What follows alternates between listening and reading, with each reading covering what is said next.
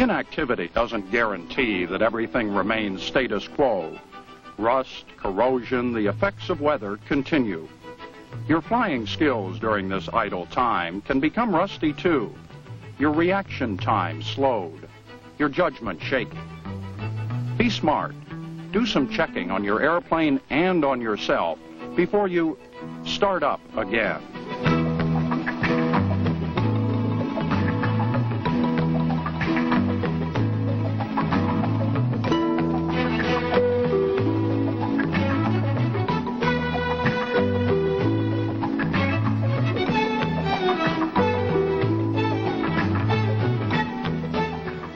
When an airplane has been sitting idle for several months due to economic problems, possibly, or sickness, where a pilot hasn't had the opportunity to go fly, it's always a good idea to start off with a good wash job and a good wax job. This affords the pilot the opportunity to look at his airplane, look for damage, the result of vandalism, possibly loose rivets, possibly hangar rash in this area where airplanes are moved around his airplane. It gives him an opportunity to see what has happened to his airplane in the months that it's been idle. Remembering that the wax airplane will afford the pilot a better performance. It's always advisable to check all of the openings on the airplane. The pitot tube, the static port, and also all the drain holes. This is especially important because in the wintertime, many times, water collects in there, and the freezing causes damage to the control surface itself. In addition to that, birds have a way of getting in openings. We want to look in there to find out if there's any evidence of a bird building a nest or any rodent as far as that's concerned. And if we have any doubt about it, have a mechanic remove the inspection plate and take a good close look at it. We do have a case on record where a venomous snake crawled inside of a tail wheel type airplane, and the pilot didn't discover that he was on board until he was in flight, and it presented quite a problem. Make sure you check the underside of the aircraft too. Inspect the tire, take a good look at the shock strut, check the brake lines for leaks, also the fairings, drain the gas tanks for any possible water. Also, take a look at the underside of the fuselage for any structural damage and leaks. It's very important to check the windshield for cracks damaged by weather, such as hail or sandstorm, blowing sand. Also, the cowl for damage by vandals. This opening here should be clear. The propeller itself should be checked for damage. The spinner, it should be checked. Possible cracks here around the screws, inside the engine cowling. We should make sure there are no bird's nests or foreign objects there. Check the alternator belt and also check the landing light and the various openings on the cowl. Also check the condition of the strut and the tire for proper inflation. Check the controls for freedom of movement. Make sure there is no binding. And above all, check for proper rigging. Also the compass for fluid. Make sure it's full of fluid. Might want to make a radio check. The lights, are they working properly? The instruments for discoloration. Above all, make sure you have the proper documents on board.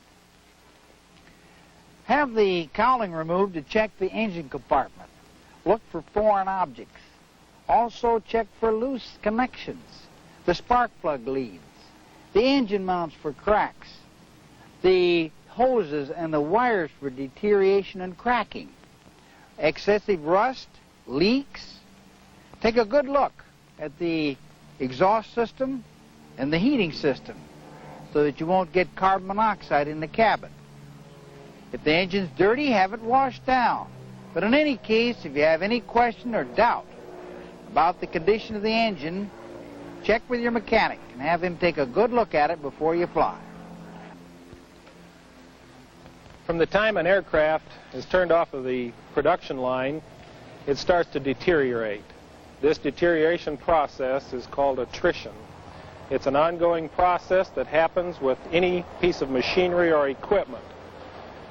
When your aircraft has been in storage or has been idle for any period of time, it would be very wise for you to have a A&E mechanic look the aircraft over for you, pre-flight it, check the sumps, check and drain the oil, change the filter, service your accumulators, your regulators, your batteries, any portions of the equipment on the aircraft that are prone to failure, as they all are. This is just to ensure you of a good, safe trip the next time you're out flying.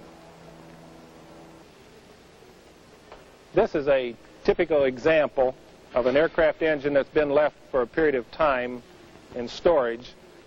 The cylinder walls have rusted, causing pits and damage internally. The oil drains away from the cylinder walls, allowing the moisture to enter with the air and corrode the cylinders. One of the methods of preventive maintenance on this, which does help, is to remove the upper spark plugs, rotate the engine through as we spray oil internally into the cylinder, trying to coat the walls. This is probably the best measure we find for preventive maintenance if an aircraft's going to be stored for any period of time. The importance of topping off your fuel tanks I don't think can be overemphasized here. Here's a couple fuel cells that we have which have been severely dry rotted due to the fuel tanks being left empty. The rubber deteriorates. This is caused by the tank being dry. The hot sun baking on top of the wings elevates the temperatures internally in the wings to tremendous degrees. This neoprene rubber is susceptible to that. Therefore, it is important that we keep fuel in these fuel tanks. If the aircraft is going to remain idle for any period of time, I would suggest that you fill the fuel tanks, keep them topped off. This keeps the moisture out of the tanks and also lubricates the cells and keeps them pliable. If you haven't flown for an appreciable length of time, it is imperative that you go out and get a check ride. At least go through minimum control speeds, stalls, and takeoff and landings. You're operating in an unforgiving environment, quite unlike driving a car where you can be off for a while and get back into the swing of things without any difficulty. How long has it been since you've flown, Hector? Oh, Lois, I haven't flown for quite a while now. We have had a few recent new rules and regulations come into effect, and you have probably reviewed them. So let's see how you fly. Okay. And before takeoff, parking brake set. Fuel selectors. Right main. Spring tap set. Controls, check. Left, on, right on run. Free and full throttle. Temperature and pressures in the green. Mixture switch. Props forward. RPM 2100.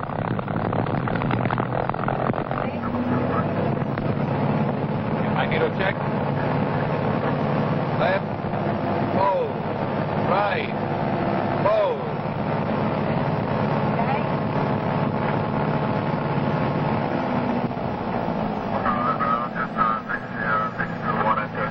Okay, all instruments in the green. Flaps are up and indicating up. Cabin doors and windows secure. Checklist complete. 7 Air 5 Tango Alpha is ready. 9 left, requesting left on wind departure, please. 5 Tango Alpha. 437, turn up to 10, contact ground point 9, thank you for your help. Thank you for your patience. Okay, what do you want like Alpha? Your 5 Tango Alpha requesting left on wind departure, please. Left down with departure, approved. 5 Tango Alpha. 66 Romeo, taxi to position and hold. 6 Romeo.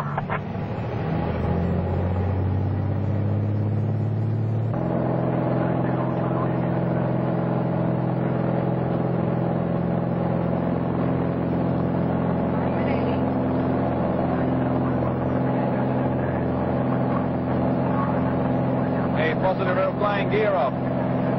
Gear up.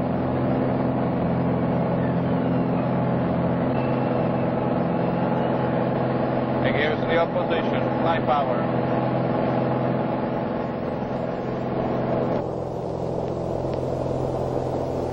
Lois, we're going to do now slow flight.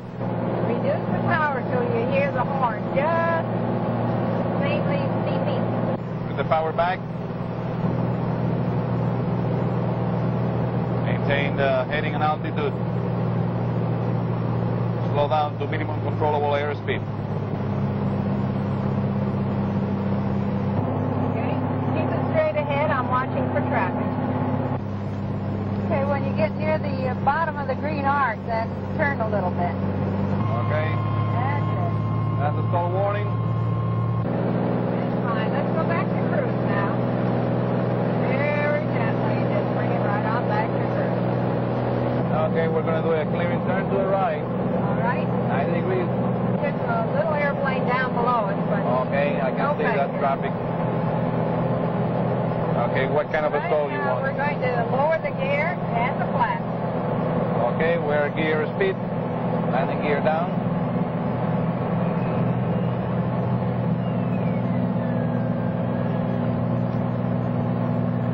Okay, the gear is down. We're below flap speed. Full flaps down. Right. Now we're just about approach speed. Now if we turn to the left slightly, I believe we'll have a stall.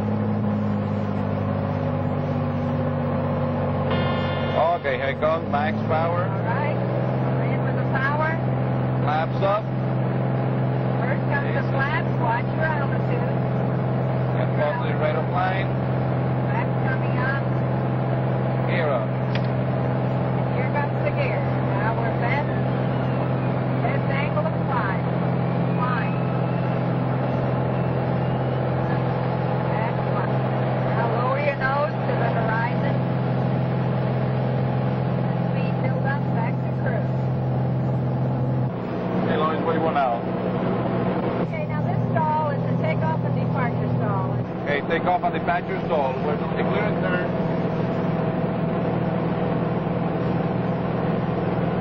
While we're slowing down, the area is cleared to the left. We're clearance turn to the right. So here we are going to slow down to take off speed. Okay. Make sure for each RPM pull forward. Slowing down to take off speed.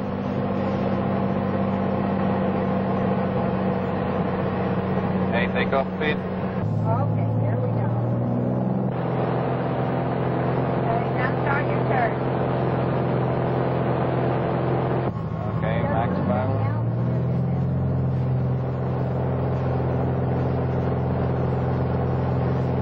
There below the nose. Take off and departure stall. Fine. Okay, what's next? Let's try a little woodwork, Hector. Do you have the airplane? I'll hold the airplane.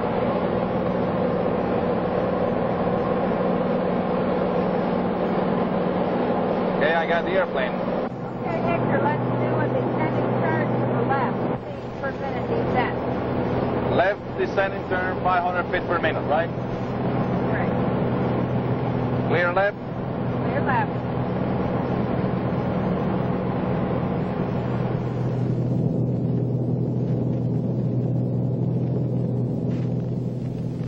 After your hood work, make enough takeoffs and landings until you and your instructor are confident you are back in top form. If you are one of the many pilots who sit out the cold winter months, be especially conscious of the weather when it warms up again. Springtime is a time of transition and change. This applies to flying weather as well as to other things that begin to take place. As the sun begins to climb higher up in the sky during the spring months, we notice that the jet stream begins to shift northward, the storm track begins to shift northward, the temperature inversions that we have been observing during the winter months begin to dissipate. It becomes quite evident that the air becomes more unstable and that the winds become a lot windier. The effect of this temperature contrast is to make more squall lines than are ordinarily seen during the winter and summer months. The squall lines and fronts that may accompany them move much more rapidly at that time of the year than at other times of the year. So pilots should be alert for rapidly developing cumulonimbus type clouds that would herald the development of thunderstorm activity, and of course this means turbulent weather and everything that goes with it. Pilots should be aware of rapidly changing conditions during the springtime, and it is suggested that you keep in constant touch with the services that are providing weather information, such as the FAA flight service stations and the National Weather Service.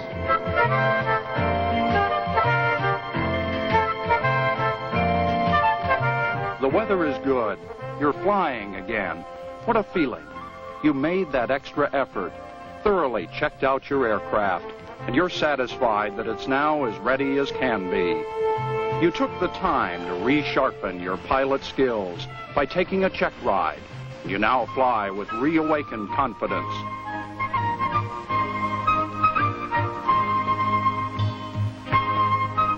The forecast looks good.